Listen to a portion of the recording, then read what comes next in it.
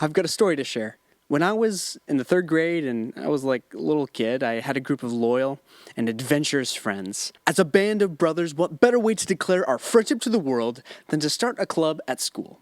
One day on the playground, I brought the idea to my friends, and they all immediately agreed that this was the next step in our great friendship. Although this sounds all well and good, there was a snag in this brilliant plan. My school had a rule that they took very, very seriously. Absolutely no clubs. I don't know why they were so strict about it, but now we were all aware of the rule and even more aware of the consequences. But it was time for this rule follower to live a little. As we were pondering our next course of action, I realized in my wise and clever third grade mind that there was a loophole to this rule. There was no rule about secret clubs, and that was enough for us. The next day, we started a club at recess, and being in a secret club was quite exhilarating. We had club meetings, code words, and even a handshake that changed practically every day, until one fateful day. Dylan wanted to join the club. Now, Dylan, he was known to be untrustworthy with a secret, and my friends didn't want him to join, but in the kindness of my heart, I vouched for the poor guy. And how did he repay me, you ask? By turning my friends against me and getting me kicked out of the club that I started. I was almost in tears when my friends banished me to the dark, cruel, unforgiving world outside of the club. Sometimes people are mean to us even when we're nice to them, and the Bible actually tells us what we should do when that happens. Paul writes in Romans, "Don't take revenge, my dear friends, but leave room for God's wrath.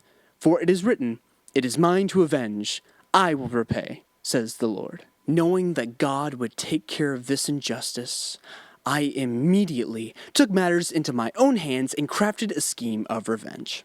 I walked up to a teacher and I said, "Hey, they started a club and they won't let me join."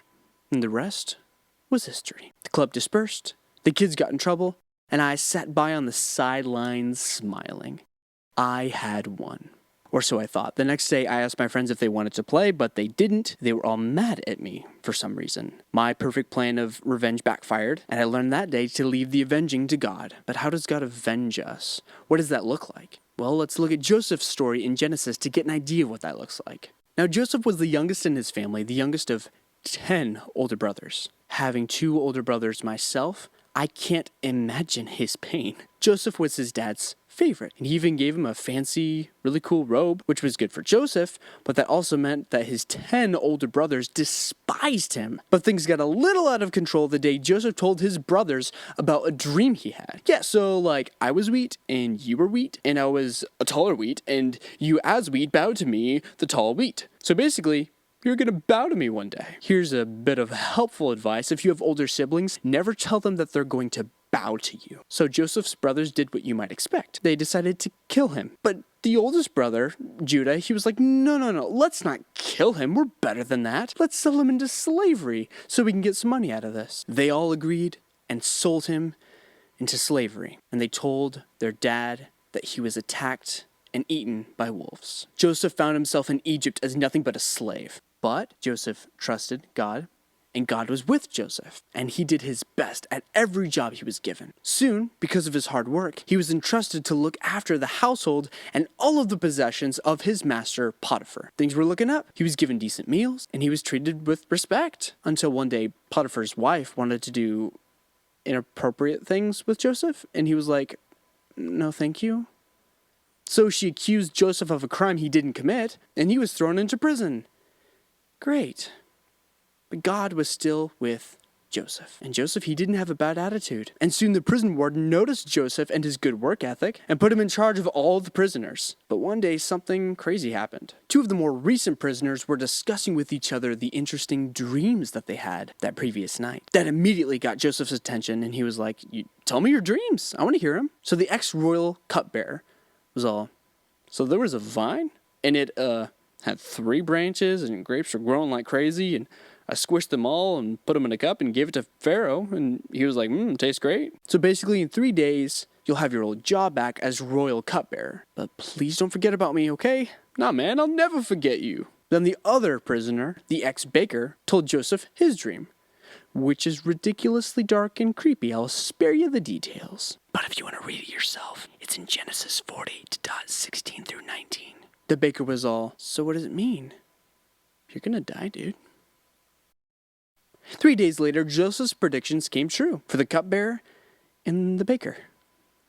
The cupbearer got his old job back, and he immediately forgot about Joseph. 2 years later, Pharaoh has a dream. He asked if there was anyone who could tell him what it means, but no one could interpret the dream. Then the cupbearer said, and I quote, "Today I'm reminded of my shortcomings."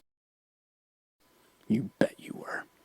Then he was like, "So some random dude like 2 years ago told me what my dream meant, and what he said came true. You should totally talk to him, Pharaoh." Then Pharaoh sent for Joseph and said, "I've been told you can interpret dreams. Is this true?"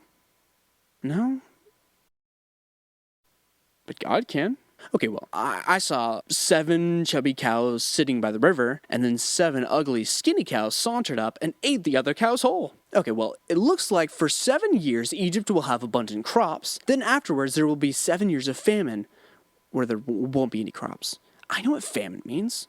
"I know, just checking." "Okay, what should we do then?" "Easy, just set aside a portion of the food from the good years and save it so you'll have something to eat for the bad years." "Alrighty then. You go ahead and lead that, and now you're basically in charge of Egypt." "Okay." Joseph, now second in command over all of Egypt, saved a portion of the food from the 7 years of abundance, and soon the 7 years of famine came, and it was worse than expected. Not just Egypt, but all over the land the famine spread. It even hit Joseph's family. Joseph's brothers show up asking him for food, but they don't even recognize Joseph standing in front of them. Here Joseph stands as his brothers bow to him, with practically all the power and authority in Egypt. What does he do? He looks at things with a new perspective. He releases his anger, and giving it to God, he says, "Hey, what you guys intended for evil, God intended for good, to save lives." So here's the challenge. Don't take revenge in your hands like I did, but let's be like Joseph and let God fight our battles. Let him take care of those who wrong you. And let's have faith in him as we just keep doing the right thing. And remember, your greatest adventure is ahead.